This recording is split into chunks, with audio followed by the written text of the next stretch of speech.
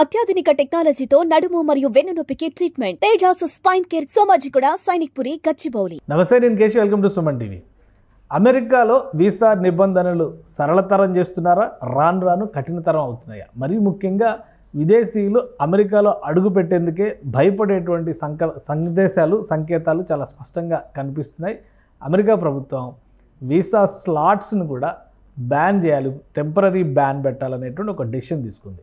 దీనివల్ల జరిగేటువంటి పరిణామాలు ఏంటి, అసలు ఎవరిని ఉద్దేశించి ఏ అంశాలను బేరీజ్ వేసుకుని ఈ నిర్ణయం తీసుకుంది ట్రంప్ సర్కారు? సార్, విశ్లేషించేటువంటి ప్రయత్నం చేద్దాం. మనతో పాటు లా స్టూడెంట్ అమెరికా నుంచి సాయి శ్రీనివాస్ గారు జాయిన్ అవుతున్నారు. సాయి శ్రీనివాస్ గారు నమస్తే. నమస్తే సార్. సాయి శ్రీనివాస్ గారు, ఈ వీసా స్లాట్స్ పైన టెంపరీ బ్యాన్ అంటే ఆల్మోస్ట్ ఇంకా ఇప్పటి వరకు ఏవైతే స్లాట్స్ బుక్ అయినాయో అవి మాత్రం కంటిన్యూ చేస్తారు. ఇక తర్వాత మళ్ళీ స్లాట్ ఓపెనింగ్ జరిగే వరకు వెయిట్ చేయాల్సిందే ఎవరైనా. సో అంతేనా ట్రంప్ సర్కార్ తీసుకున్నటువంటి డెసిషన్? ఇది మొత్తం ప్రపంచవ్యాప్తంగా ఇదే రూల్ కదా, లేదా ఓన్లీ భారతీయులకి ఏమైనా స్పెషల్గా పెట్టారా? ఇది ప్రపంచవ్యాప్తంగా ఇదే రూల్ పెట్టారు సార్ ప్రస్తుతానికైతే.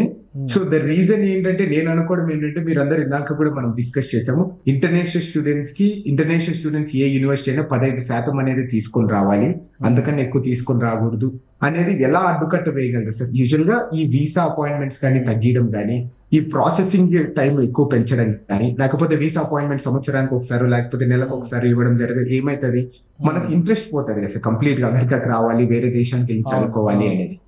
అట్లనే సో మీ అందరికి కోడ్ కూడా చెప్తుంది సార్. ఈ మధ్య మన ఆంధ్రప్రదేశ్ లో తెలంగాణలో ఒక ఎమ్మెల్యే టూరిస్ట్ వీసా మీద అప్లై చేయడం జరిగింది సార్. ఆమెది కూడా వీసా రిజెక్ట్ చేయడం జరిగింది. లేడీ ఎమ్మెల్యే, సో ఆమె టూరిస్ట్ వీసాకి వెళ్తే ఆమె వీసా రిజెక్ట్ చేయడం జరిగింది. ఆమెకి ఏమని చెప్పారంటే, నువ్వు సో పర్మనెంట్ గా అమెరికాలో ఉండే ఛాన్స్ ఉంటుంది, అందుకే నీ వీసా రిజెక్ట్ చేస్తామంటుంది. సో ఆ ఎమ్మెల్యే గారు ఎవరు వచ్చేసి ఐడి కార్డు చూపించి నా కాన్షియన్స్ కి నేను సేవ చేసుకోవాలి అన్నా కానీ వీసాని క్యాన్సిల్ చేయడం జరిగింది. You can understand the scrutiny, లేకపోతే ఈ డినైల్ ఆఫ్ ద వీసాస్ కూడా ఎంత విపరీతంగా పెరిగిపోయాయో ఒకసారి అర్థం చేసుకోవాలి సార్. అట్లనే ఇక్కడ ట్రంప్ సర్కార్ ఏం తీసుకొని వచ్చిందంటే సార్, సింపుల్ గా ఈ సోషల్ మీడియా వెట్టింగ్ అనేది ఒకటి స్టార్ట్ చేయడం జరిగింది సార్. అంటే కొత్త రూల్స్ లో ఈ సోషల్ మీడియా అనేది అబ్జర్వ్ చేస్తారు సార్. మనం ఫర్ ఎగ్జాంపుల్ ఇప్పుడు మీరు నేనే ఒకటి కాన్వర్సేషన్ మాట్లాడుతున్నాం సార్ ట్రంప్ గురించి. ట్రంప్ అక్కడ ఏమైతారంటే ఏఐ వాడి మనల్ని స్క్రూటినీ చేస్తారు. ట్రంప్ లేకపోతే మనం కమ్యూనిజం లేకపోతే సో ఎలాన్ మస్క్ ఇట్లా పెట్టిందే ఏఐకి ఎలా అర్థమైతే సార్ మనం ఏం మాట్లాడామో ఎలా దాన్ని అర్థం చేసుకుంటా, జస్ట్ ఆ కీవర్డ్స్ వాడేసి నా వీసాని రిజెక్ట్ చేసేస్తా. సో దీని ద్వారా ఫ్రీడమ్ ఆఫ్ స్పీచ్ కానీ ఆ స్వేచ్ఛ అనేది మనం కంప్లీట్ గా కోల్పోతాం సార్. మనం చదువుకోవడానికి ఎన్నో ఆశలు పెట్టుకొని అమెరికాకి వచ్చింటాం, ఇవన్నీ కంప్లీట్ గా డినే అవుతుందని ఇప్పుడు అసలు ఈ స్లాట్ క్లోజ్ చేయడం అనేది ఓన్లీ ఫర్ స్టూడెంట్స్ వీసానా, లేదంటే ఎనీ వీసా ఎవరైనా కానీ అమెరికా వెళ్ళాలంటే ఇప్పుడు వీసా స్లాట్ బుకింగ్ చేసుకొని అక్కడ ఇంటర్వ్యూ అటెండ్ అయ్యి అది ఓకే అయితే తర్వాత ఫింగర్ ప్రింట్స్, తర్వాత వీసా అప్రూవల్, ఇవంతా ప్రాసెస్. సో ఇది అందరికీ వర్తిస్తుందా, ఓన్లీ స్టూడెంట్స్ కోసమే స్లాట్ బుకింగ్ ఆపేశారా ఇప్పుడు?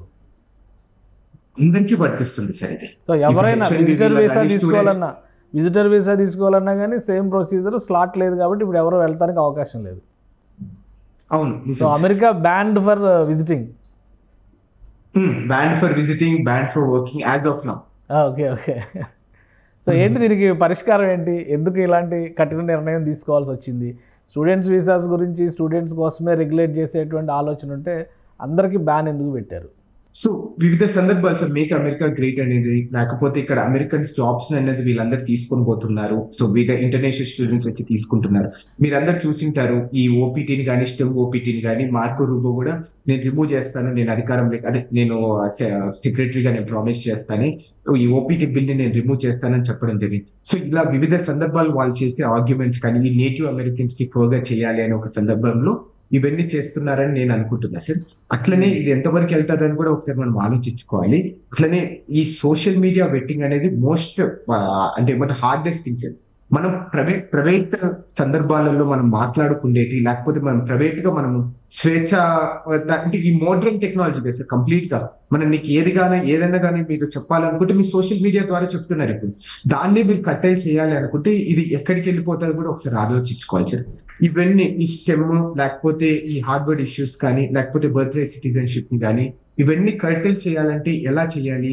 ఇన్కమింగ్ స్టూడెంట్స్ కానీ ఇన్కమింగ్ వర్కర్స్ కానీ ఇక్కడికి రాకోకుండా ఆపేస్తే ఇవన్నీ స్టాప్ అయిపోతాయని తను ఆలోచిస్తున్నాడని నేను అనుకుంటున్నాను సార్. అంటే ఇప్పుడు ఆల్రెడీ అమెరికాలో ఉన్న వాళ్ళు కానీ వీసా ఉండి అమెరికా పర్యటనకి వెళ్ళేటువంటి వాళ్ళు కానీ వాళ్ళు సోషల్ మీడియాలో కనుక అమెరికాకు వ్యతిరేకంగానో కమ్యూనిజానికి ఫేవర్గానో లేదా ఈ పాలస్తీనా ఇజ్రాయెల్ లాంటి ఇష్యూస్లో పాలస్తీనా వైపు మాట్లాడితే వాళ్ళని ఆపేసేటువంటి అవకాశం ఉంటుందా? ఇమిగ్రేషన్ దగ్గర ఆపేసి మళ్ళీ వెనక్కి డిపోర్ట్ చేసేటువంటి అవకాశం ఉంటుందా?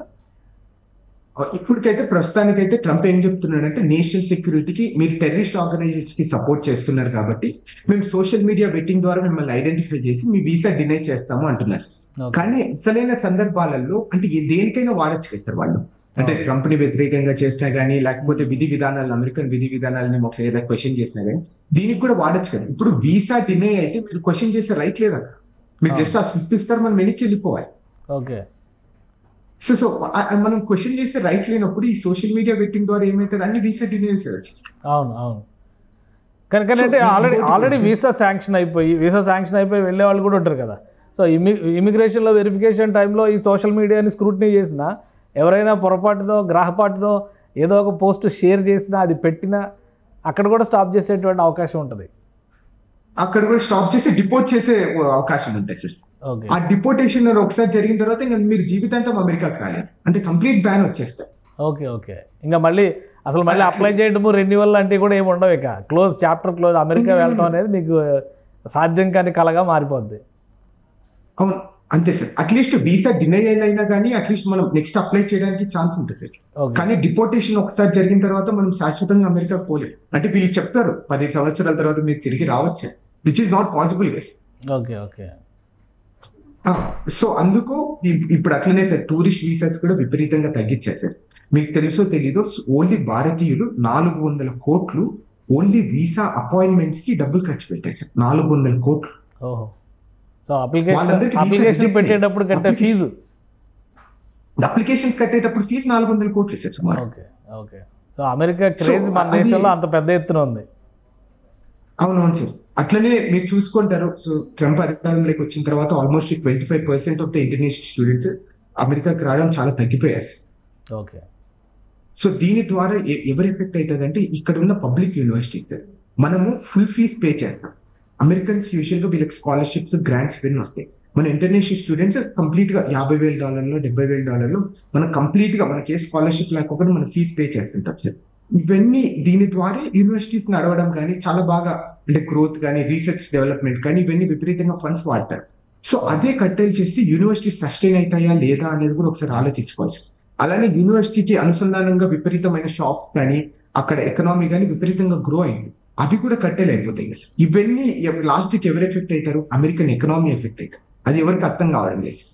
రైట్. అంటే ఈ బ్యాన్ మీద ఎప్పటి వరకు ఉండొచ్చు, ఏమన్నా సడలించే అవకాశాలు ఉండదా? ఇప్పుడంతా అడ్మిషన్స్ సీజన్ నడుస్తుంది కాబట్టి 2-3 నెలల్లో ఈ రిస్ట్రిక్షన్ పెట్టారనుకోవాలా? అంటే నేనైతే ఇప్పుడు అడ్మిషన్స్ నడుస్తున్నాయి కాబట్టి అట్లనే ఈ H1B అప్రూవల్స్ నడుస్తున్నాయి కాబట్టి ఇప్పుడు బ్యాన్ పెట్టారనేది నేను అనుకుంటున్నాను సార్. దీనివల్ల ఏమవుతుందంటే మన వాళ్ళు కొంచెం డిస్ఇంట్రెస్టెడ్ కానీ లేకపోతే ఎందుకు లేకపోవడం నెక్స్ట్ సంవత్సరం కానీ ఒక 2-3 years తర్వాత వెళ్ళిపోదాము అనే ఒక ఇంటెన్షన్ తో పోస్ట్పోన్ చేసుకుంటా వస్తుంటుంది సార్. అదే రీజన్ తో చేశాడనైతే నేను అనుకుంటున్నాను. Right. Thank you Sai Srinivas గారు విశ్లేషణ అందించినందుకు. ఇది అమెరికాలో వీసా స్లాట్స్ ఇచ్చేటువంటి విషయంలో కూడా బ్యాన్ విధించింది. ఎందుకంటే పెద్ద ఎత్తున అమెరికా వస్తున్నటువంటి వ్యక్తులు ఎవరైనా కానీ విద్యార్థులు కావచ్చు, సందర్శకులు కావచ్చు, అమెరికా వ్యతిరేక భావజాలాన్ని ప్రచారం చేసేటువంటి అవకాశాలు ఉండేటువంటి వ్యక్తులను అయితే ఖచ్చితంగా నిలుపుదల చేయాలని డిసైడ్ చేశారు.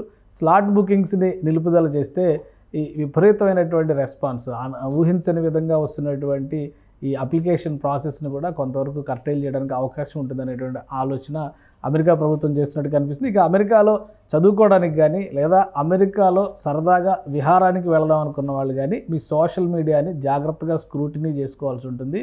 అడ్డదిడ్డమైన పోస్టులు, రాజకీయపరమైనటువంటి ప్రేలాపనలు, అలానే సిద్ధాంతపరమైనటువంటి వాదనలు ఇలాంటివి చేస్తే అది ఏ విధంగా మీ గ్రహపాటు అవుతుందో కూడా ఎవరూ చెప్పలేరు.